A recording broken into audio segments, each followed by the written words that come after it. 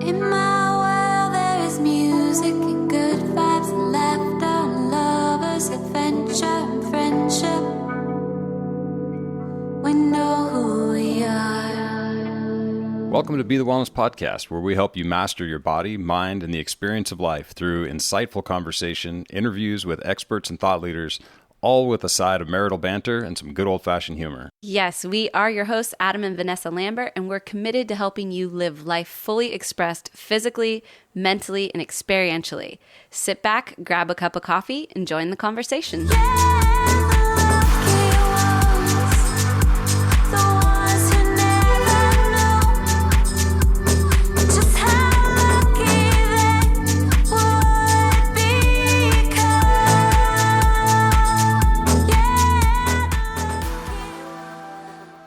Bam. We're live. We are live, officially. Technology works. Yeah, it's actually happening. Awesome. Welcome, everybody, to Be the Wellness Podcast. We are super excited because we are actually going live in our Facebook group with this podcast for the first time. Yeah. This is the beginning of the new era. The new Be the Wellness way of the podcast. Yeah, which is really cool because, for a long time, obviously, you've been able to hear our voices and, been able to interact with us. Well, one-way interaction anyway, right. By listening in. But today, for the first time, we're actually doing this live and you can see us. So if you are in our Facebook group on Facebook, obviously, you can actually see us recording the podcast. So giving a wave to everyone who's joining us there. Yeah. And here we go. And so the way that this is going to go is that we do have the opportunity to see if people are making comments and stuff, but it's going to be more like we're going to podcast and then we'll answer a few questions here and there and move along. So please, feel free to do it, but it's going to be less about real-time question answering. Exactly. We'll go back through and we'll look at the questions and answer anything and comment and all that good stuff. But it's really fun because, it just gives a little bit more of a touchstone into our audience and into our community. And we're really trying to build up that Be the Wellness Facebook group as, a more robust community with more interaction and all of that good stuff. So this is phase one of that. So here we are. Yeah, here we are looking right at you guys. Looking right at you. And so, gosh, I don't even know what's the thing we do now. Hello and welcome to Be the Wellness Podcast. Exactly, right? Here we are live on your telephone. Here we are. So we are really excited because we have an awesome topic today and we want to dive in. We've kind of decided to tackle this topic of habits this month, and I think for us, we're always kind of tweaking our own habits and always looking at how we can optimize and how we can really create better systems of well-being and mindfulness and all that good stuff. But it really does come down to your habits, right? Yeah. At the end of the day, we are a product of our habits. It's true. I mean, bottom line. That's just what's going on. And this, this covers so many bases, and this is how we do pretty much all of our nutrition coaching, right, is habit-based stuff. And the reasoning behind that is because, you can do something, right? Like you can be on a diet. Right. And you're on it, but you're doing it, right? So it's like something that can go away. Yes. And fundamentally, habits become just part of your life. Yes. And so this is something we've talked about for a long time from the perspective of, this isn't just a diet or this isn't just a way of exercising or a way of living or this is a lifestyle. Right. And what a lifestyle is a culmination of all your habits. Exactly. Yeah. And, obviously there's a genetic predisposition towards certain behaviors. And there is, we don't want to ignore that, like you come in sort of with a blueprint, but how you express that blueprint or the changes that you make to it as, you're building your quote unquote house makes all the difference of, how you actually, with the outcome of who you are in life. And so, your habits really do become like the final essence of who you are. Yeah, that's true. Yeah. So, before we go all the way into habits, we do want to make a couple quick announcements. Indeed. Because we have some really exciting brand new news about our Rhythmia retreat, which is happening in December. Right. We just found out that Graham Hancock will be the special guest, which is amazing. Yeah. For those of you who are familiar with him, he kind of doesn't need an introduction. For those of you who are not familiar with him, Google Ancient Aliens. Google Ancient Aliens. So Graham Hancock is an author. Well, he's a journalist, I would say, right? So he does like investigative journalism, but then turns them into books. The most recent of which were Fingerprints of the Gods, and then the follow-up to that, Magicians of the Gods. Right. And he talks a lot about ancient civilization on Earth. Mm-hmm. And man, is it fascinating. It's I mean, that's the kind of stuff fascinating, that I geek out on, so I'm really excited about this. But he's been talking about this kind of stuff for a really long time. And not to, really, well, I guess to sort of paraphrase some of his story, some of this stuff, some of these ideas were cemented by early days ayahuasca experiences in Peru. Right. And he was like, oh man, there's something else going on out here, Right. Right. And so he's done a lot of work in investigating that. And those two books are fascinating. Yeah, absolutely. And so he sits on the board at Rhythmia and has pretty much been involved with it since its inception. Right. And so it's just really excited that it lined up that we get to be there the same week as him. Yeah. We are like beyond excited about that. But what that means is that now that is announced and that is public, the week is going to sell out quickly, right, because he's obviously a huge draw and, obviously very famous for the work he's done. So if you're considering doing Rhythmia, make sure you get in and sign up. Yeah.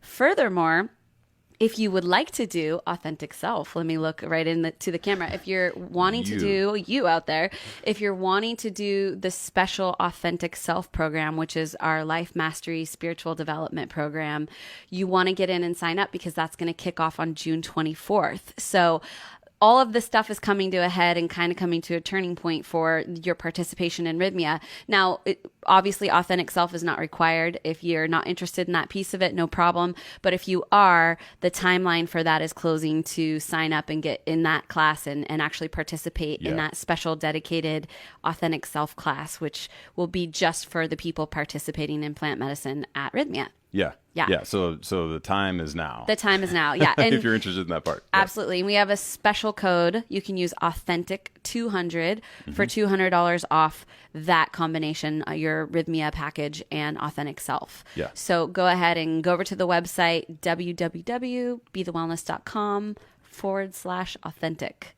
I think that'll take you there. That'll take you there. Yep.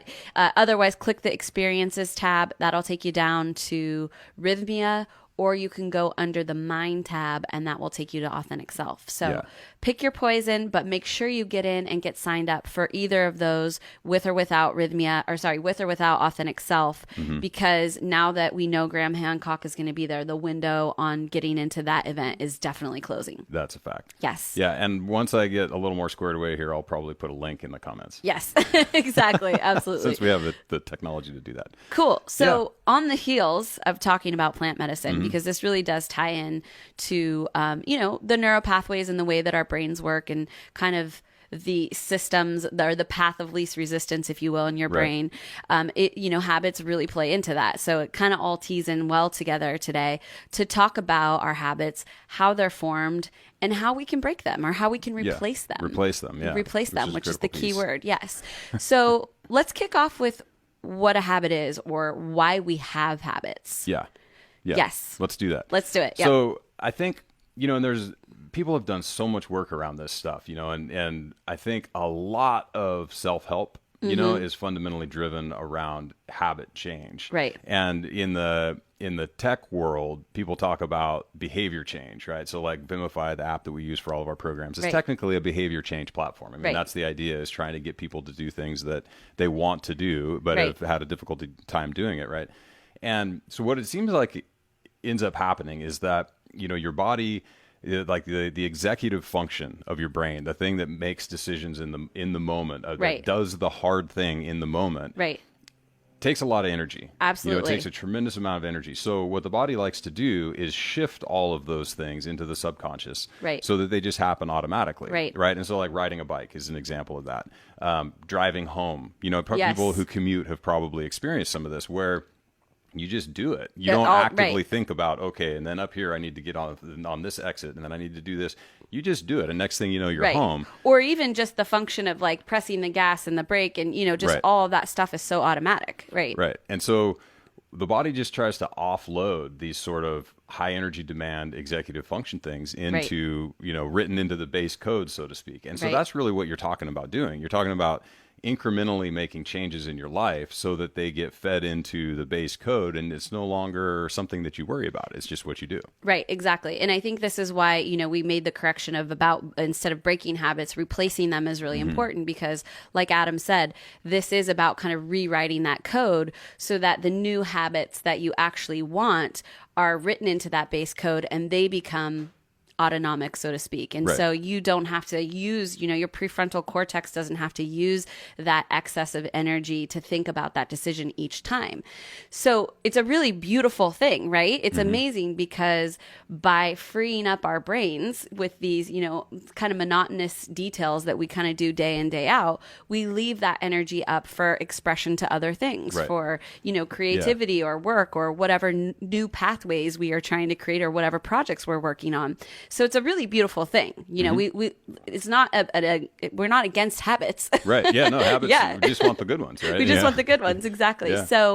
So now what we need to look at is how a habit is formed, because when you start to break these things down, you really start to get into, you sort of peel the layer back and realize that it's not as difficult to rewire these habits or to replace them as you think. It's just that a lot of times we're unsuccessful with it because we don't really go into it kind of with a deconstructing it and knowing how we can help ourselves. We can help facilitate the rewiring process. Right. And so the most important thing that you do is kind of peel the layer back and go, okay, why is all of this stuff in place? And what are the pieces that I can, that I have executive function over to replace and, start to rewire that pattern. And so the very first thing we want to talk about is the trigger or the cue. And folks out there who have heard of Atomic Habits by James Clear, he talks a lot about this. There's another book, The Power of Habits. So there's, people are talking about this thing called a habit loop. Right. And a habit loop is really how a habit unfolds. It's really the process of the habit unfolding. And the very first part of that habit is called a cue or a trigger. So when you think about that, it really makes sense. A lot of times our habits, when we, one of the things that we go to the movies, right? And you want to have popcorn. Like that's like you get in there, you're going to the movies, you smell the thing, you know, you have the popcorn. That's like the cue, right? So when we're looking at our habits, it's really important to kind of isolate out what are the cues, what are the triggers that I have for this particular habit that maybe I'd like to replace. Right. And, we may not be able to do that all the time because maybe those cues are literally embedded into our daily life. It's embedded into our daily schedule. But even by just isolating it and identifying it, you're giving yourself a lot of power and a lot of consciousness around, okay, that I know that at least this is my trigger. Right. And that's a really important part because understanding what that is really step one, right? Because, and this, we're probably talking a little bit about habits in a negative light, but it's the exact same thing for positive habits. Like, what is it that actually initiates you getting out the door and going to the gym? What's that trigger? Right. There's something that happens that's like, well, I put on my running shoes and then I go outside. Like, okay, that's the trigger. That's the thing that takes place.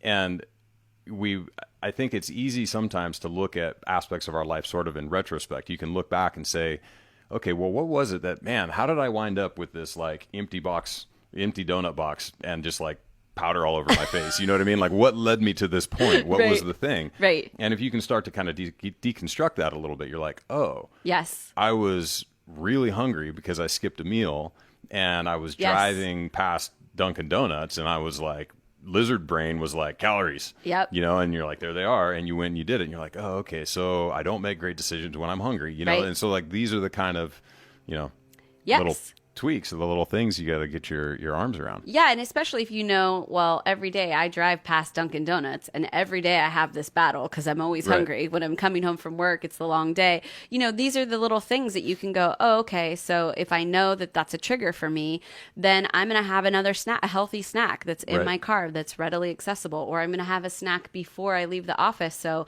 I'm not starving. Yeah. And, you really can start to just break these things down to like very surmountable tasks. Yeah. And, all of a sudden you're not just going on autopilot where, like you said, lizard brain kicks in.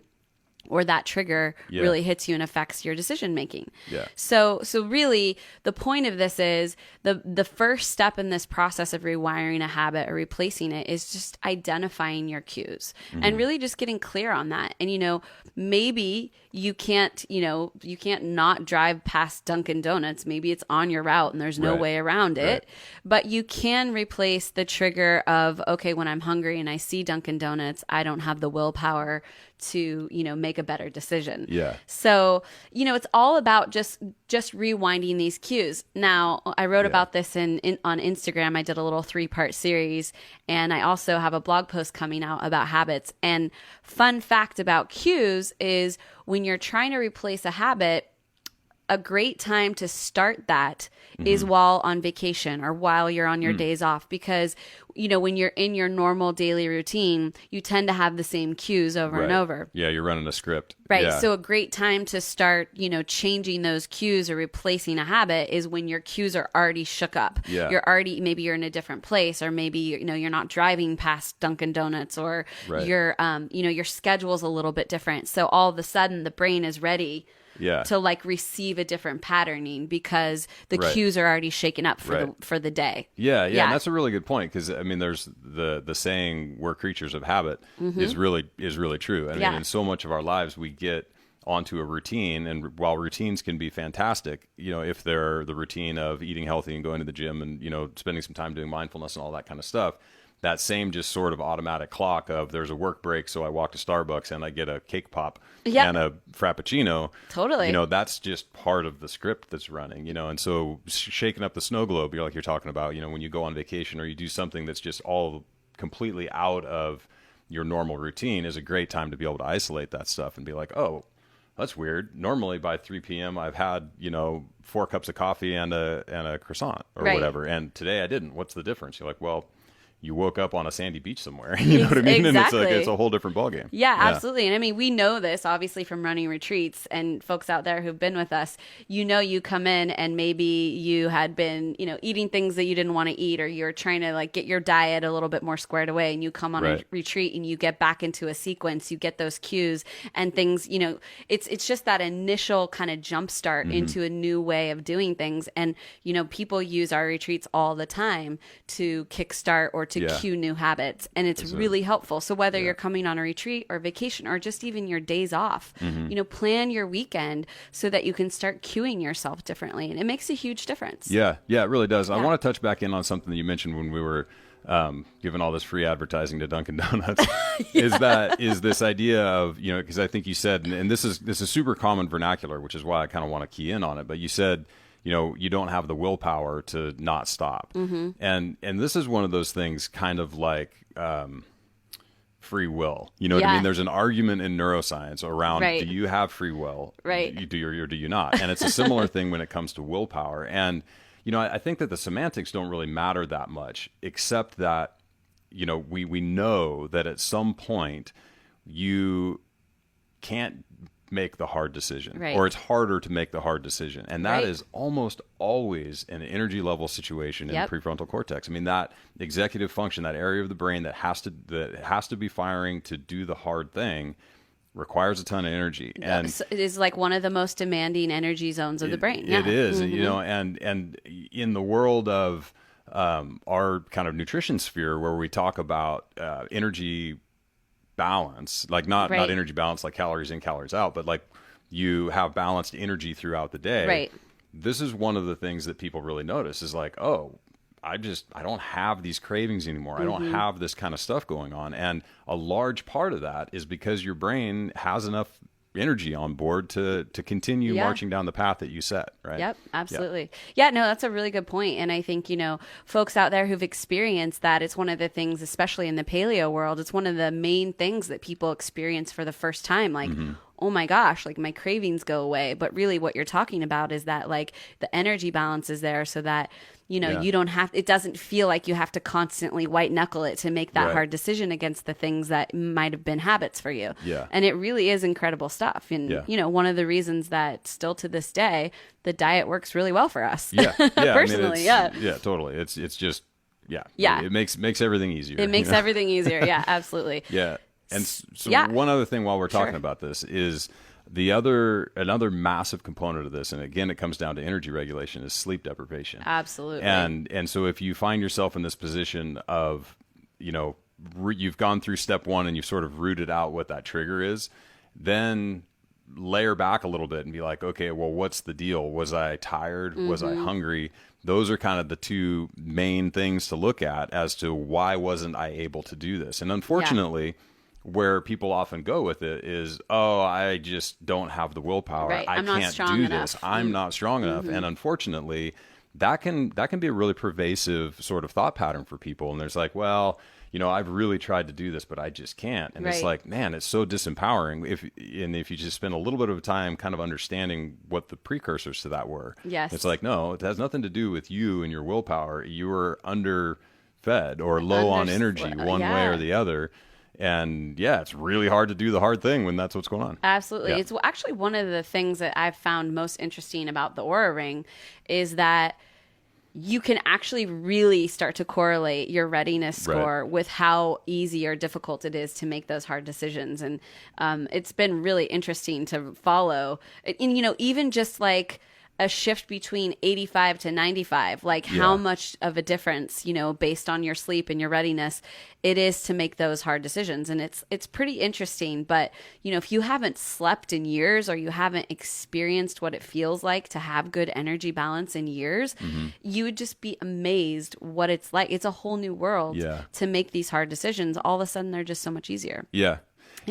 Yeah, so we could really go down. Yeah, we could really go down a rabbit hole around just the nutrition habit stuff. But this is more about it's about more than just nutrition. So let's keep going. Absolutely. So once you've got that cue or that trigger, that's the thing where the sequence for the event or the action unfolds. And we're not going to really go too much into the action because in a way the action is just sort of what the action is. You either take it or you don't. But when you don't take the action, it's really important on the other side that you make sure that you acknowledge the reward system.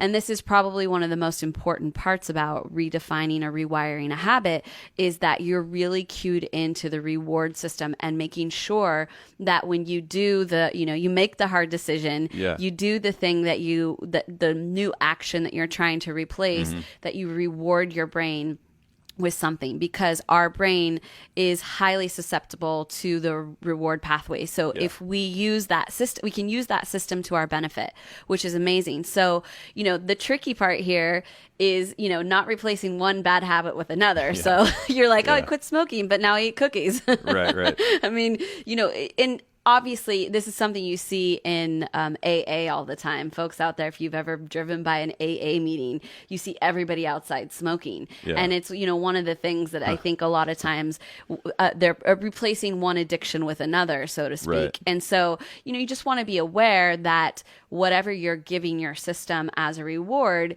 is something that you want to keep long term. Yeah. While you're rewiring this pattern, you might as well reward yourself with something that's actually good for you. Yeah. Well, it's another nutrition-based example, but this is what happens to a lot of people when they go paleo or primal, and they replace a lot of their normal snacky foods with nuts. Yep. And this is like, and then 2 years down the road, when all of a sudden you're like, man, I just can't lose weight on paleo. Why do I look like a chipmunk? And you're like, well, you're going through 4 pounds of almonds a week. You know what I mean? That it's like you replaced whatever the snacky thing was with just a different snack, and albeit a healthier snack, you didn't get to the root cause of like what that was all about. You know? Yeah, so absolutely. it's a pretty common thing. Yeah, and so, we talked about this a lot with Loretta Bruni, and if you folks haven't listened to that podcast, still to this day, one of my favorite podcasts, because she really maps out like this reward system and how to change your habits and, how to rewire your brain for more positivity. But, things that you can use are music. Music is highly stimulating for the brain. So if you replace a action with something, turn on a song that you love. This is something that we know that music is that it triggers the brain in a lot of it heightens the brain. So like even dementia patients who, can't even remember their name or their daughters or their sons will remember the words to songs because it triggers a part of the brain that is really a heightened state of awareness. So it's really important that, if you're replacing these habits, use something like a song, use something like a cup of tea. You know, maybe you have your favorite cup of coffee after you work out in the morning, after a job well done, but just making sure that whatever you're rewarding yourself with, it's not creating a whole nother cascade of things you have to undo later. Yeah. And I think that, and I'm glad you brought up Loretta's piece on this. And I think her and then also the neurosculpting folks talk about this a lot, right? Where really it can be almost anything. It's like identifying something as a reward sort of makes it one. Yeah. You know what I mean? Yeah, You're totally. like, oh, now I get to do this. And it's that, you know, the dopamine pathway that does that, right? It's all about novelty. Yes. And so it's, you know, it can even be something that's like a common part of your day. Totally. But if you like save and you're like, you know what, I'm not going to, this is a super arbitrary example, but I'm not going to listen to music on the way to the gym. I'm only going to listen to music on the way home from the gym. That's my reward for going and doing it. And your brain's like, okay. I never really thought of that as a reward, but hey, man, you're calling it one. Like, this is how we're gonna do it. You know? Absolutely, yeah. I mean, I do the same thing. So when I just got a bike, it's not a recumbent bike. What is it? Just it's a spin bike. Yeah. Actually, it's a spin bike. Yeah. Because I like to just do low level cardio, and I was trying to get a little bit more in. So, you know, after a while, spinning or just riding a bike is kind of boring, right? Like, you're not that stoked on it. Boring. Yeah. Super boring. So, you know, I have stuff like I read my book, or I put on music that I want to listen to while I'm doing it, or I give myself permission to like go on Instagram and like, you know, just you know, search and like not care about having some dedicated task, like giving myself a pathway to feel like, oh, this is associated with a reward. And now I swear, even though it's like literally the most boring thing you could do to go sit on a spin bike, I look forward to it. Yeah. I like get excited to go do it. Yeah. Yeah. So rewards are important. Yeah. So, you know, really this is like, when you're looking at the habit loop, that kind of closes up the loop, right? So you've got that cue or trigger, you've got the actual action itself, and then you've got the reward. However, there is an important piece of this that is super important to talk about, and that is actually identifying like what's emotionally there. Like where did the habit come from, and why is this something that you've decided is important to install in your life? Or you know? did you decide? Or did you decide? Absolutely. That's a key factor. Did you inherit this habit? Or all of this good stuff, and do you want to keep it or toss it? And so I think that this is really probably one of the most important pieces of it is that you really take some time to discover what's there. And often you will find that there is some reward for you with having it, even if you don't like the habit. You have some emotional attachment to it, or you have some reward for that particular action. And I don't even mean just when we're talking about addiction, right? Because obviously with smoking cigarettes or drinking or something, there's like a physical addiction. There's a thing going on. Yeah. So I'm not even talking about that. I'm talking about, you know, like actually acknowledging that a lot of times a habit, even though it's not something that you want to do, you get something out of it. Right. And that might even mean like, it's, for instance, with food. You know, say you tend to eat a food that you know isn't good for you and you want to get away from it, but for some reason you just tend to like find yourself still in the box of cookies or in the bag of chips or whatever. What is that enabling you to avoid? Like, what is that allowing you to distract yourself with? Because most likely there's something emotional there. There's some kind of underlying energy that you're either getting to avoid or that you're getting to, you know, almost replace. And so like, it's really important that you look at what is that, you know, spiritual or emotional attachment and what is the benefit that you're getting. Even though it might not seem like it's a benefit, you will usually be able to discover that there's some kind of benefit to the action. Right. Well, it comes down to, in super broad strokes, it comes down to moving away from pain or moving toward pleasure. Right. I mean, and that's just it. And I think, unfortunately, so many of us have habits that are pain avoidance habits. You know, and I mean, obviously, you know, the pleasure side of things can get a little out of whack too. But so much of what you do, and when you start diving into this and really looking at it, I bet you find that the vast majority of your your habits, or these things that are going on in your life, these loops that are running, are pain avoidance. And I mean, this is something that marketing people have figured out, and that's why there's always in marketing, copy, right? When there's always some like pain point thing. It's like, be careful of the 5 foods to never eat until you peel a banana or whatever. The like BuzzFeedy kind of stuff that comes up. And you're like, oh my God, what, how do I avoid that pain? What foods are they? Yeah. Like, what is that thing? And that's, so those are very strong drivers of this stuff. And, another thing that Loretta talks about, and lots of people talk about it, but as she put it very succinctly, is this idea that, with these habits, to make these things super long term, I'll talk about it both ways, creating a new one and unfolding an old one, is that the older you get, the more myelinized your nervous system is, right? So the more you've doubled down on sending information down one pipeline. This is just how it goes. It's the most efficient electrical current going, and so that's just where it all flows.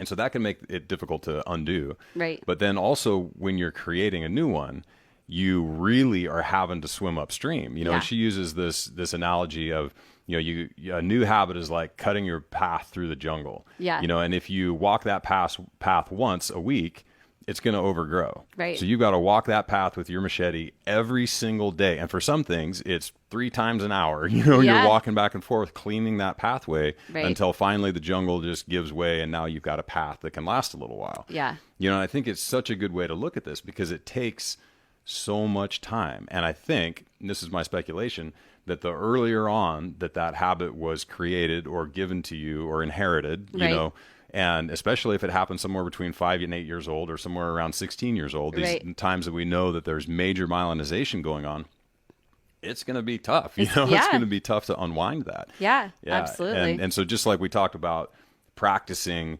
going through the jungle and cutting that trail every single day, it may be a situation where on those other pathways, you need to go plant some bushes. Yeah. You know what I mean? Yeah. So it's like you're filling that back in. You're like, look, I'm not doing that pathway anymore. And here's my practice for that. Yeah, absolutely. And, so there's obviously a very physical component to our habits. And like you're talking about the myelinization of the brain and the, the neural network. But I think there's also a spiritual component, and it's really important to dig deep into that side of it to discover what's there.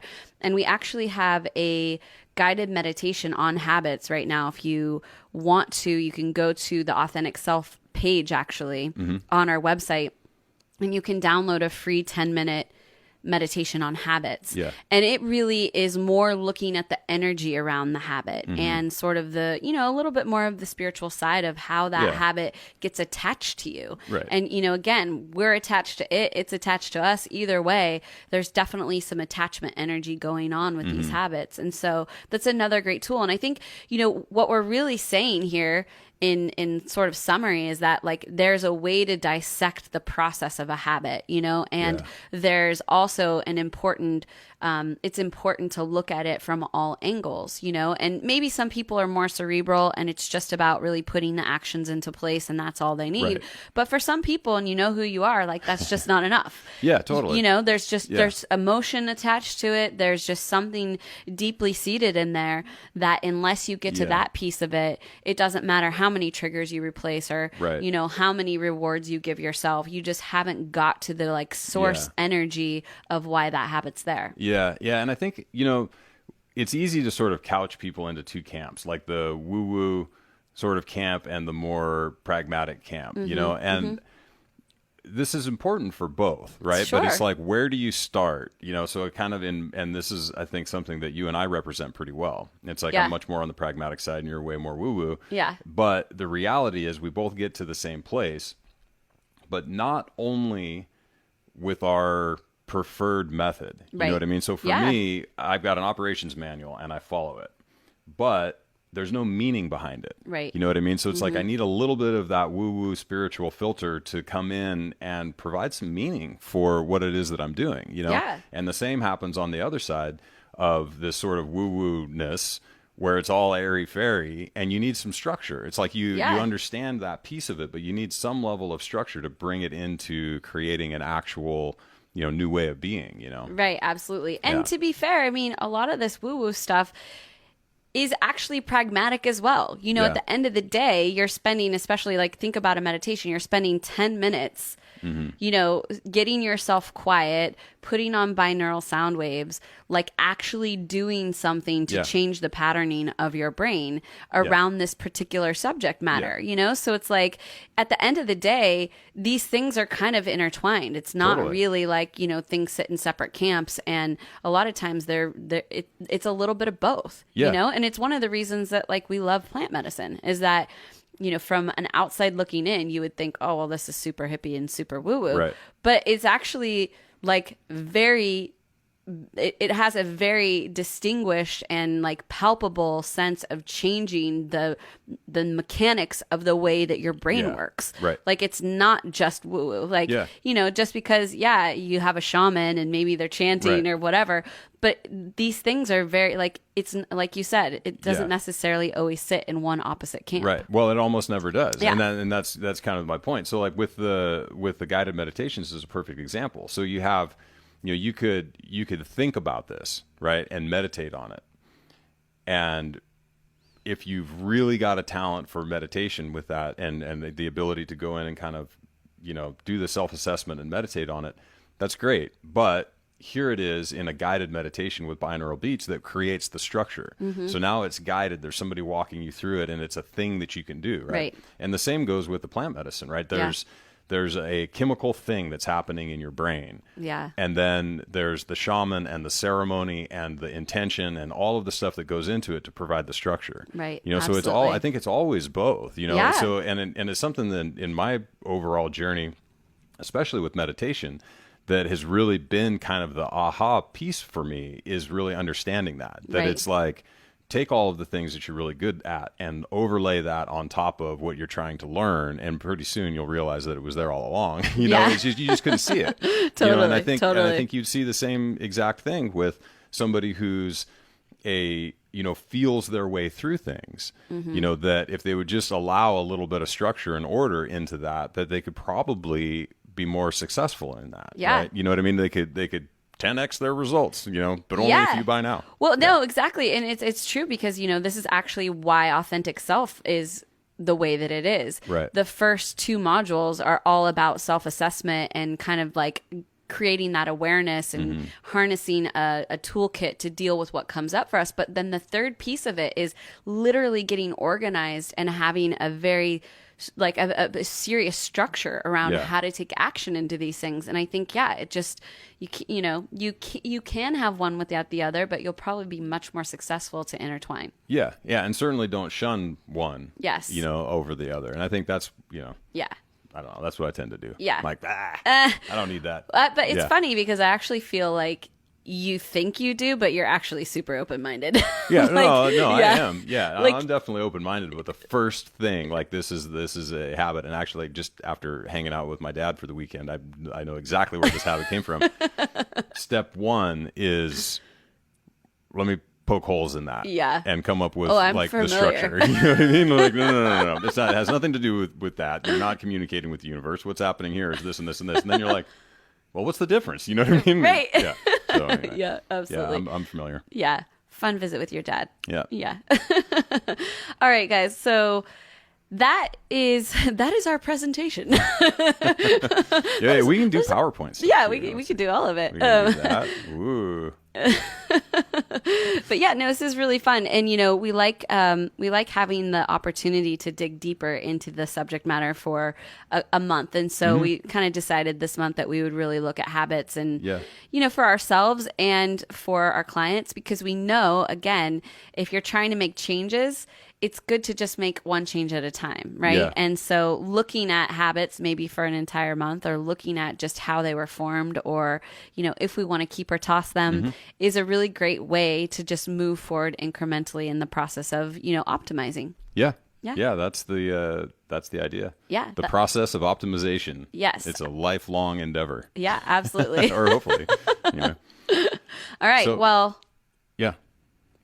We had fun with you guys out there. Yeah, we did. It's cool. Did you have fun? I'm digging it. I liked it too. It was cool. Yeah. And we will be back next week. We have an awesome guest. We do. But make sure you visit the website, If you're interested in going to Rhythmia, make sure you get over there and get signed up. If you're interested in joining us for Authentic Self for 9 months, so there'll be essentially 6 months prior to Rhythmia. That's right. It kicks off on the 24th. Yep. So it'll be about 6 months before Rhythmia and then about 3 months after. So, this is pretty awesome stuff, because one of the things that people report about doing plant medicine is that sometimes you go in and, you get the snow globe shook up and you've got all of these downloads and all of this stuff. Yeah. But sometimes the integration part of it or the action around it afterwards can be challenging. Yeah. It can be hard to take all of those new awarenesses back into life. And one of the things that happens often is that we sort of tend to go back to our old habits. Yeah. Maybe not all of them, maybe there's Right. subtle shifts, but having a process of bringing those shifts back and integrating them is really priceless. Yeah. And I'm really excited to actually help people do that, because I know, I wish that there would have been something for me like that. I wish Right. there would have been a process to integrate this stuff Yeah. better. Yeah, and some of this stuff, and I mean, integration is the perfect term for it, but I mean, some of this stuff comes down to relatability. And when you go down to the jungle and you have this, mind-blowing experience and you come back, you may not have a lot of relatability with folks around you if they haven't had that experience. Totally. And so it can be challenging just to talk about this stuff. And so I think it's awesome. I mean, honestly, it's one of the reasons that we feel so comfortable with Rhythmia too, is that their whole process is set up to support exactly what we're talking about right now. Yeah. And Authentic Self is a fantastic addition on top of that. So yeah, it's one of those things. Yeah. You know what else? What? I realized I look like I'm just wearing my bra.